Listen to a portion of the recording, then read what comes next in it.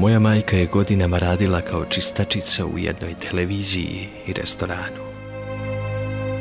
Uvek dok se spremala za posao, otac je govorio: zašto se spremaš, šminkaš, ne ideš da vodiš dnevnik, nego da čistiš i peglaš? Šta će ti Karmin, ne ideš tamo da te snimaju? Pritom, moj ćale je uvek voleo i voli lepo sređene žene. Zašto je svojoj ženi zamerao kada se sređuje za posao?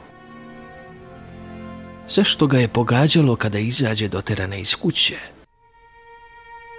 Zašto je više voleo da izađe neprimetna, a opet na ulici, nikada se ne bi okrenuo za nekom takvom? Da li zato da je ne bi gledali drugi, kao što je on voleo da gleda druge? Malo šta može teže da padne ženi nego kada prestane da bude predmet seksualnog interesovanja muškaraca. Kada izgubi privlačnost ili kada joj se učini da je izgubila i onda u svojim očima postaje tetka, baba, postaje sve drugo, samo ne više žena koja pleni svojom pojavom i ženstvenošću.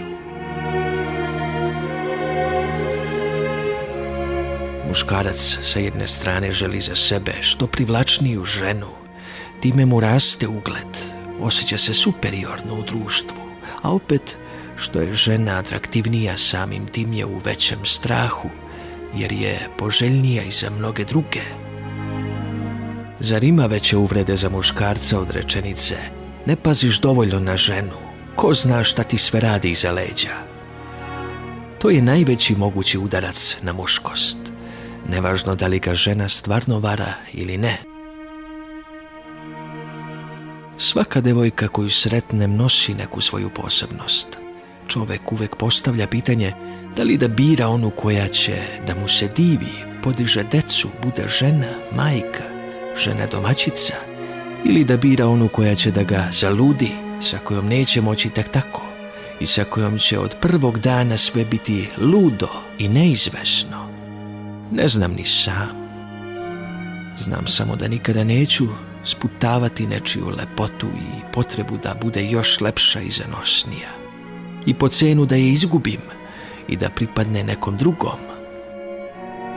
Ako je to uslov njene sreće, neka je.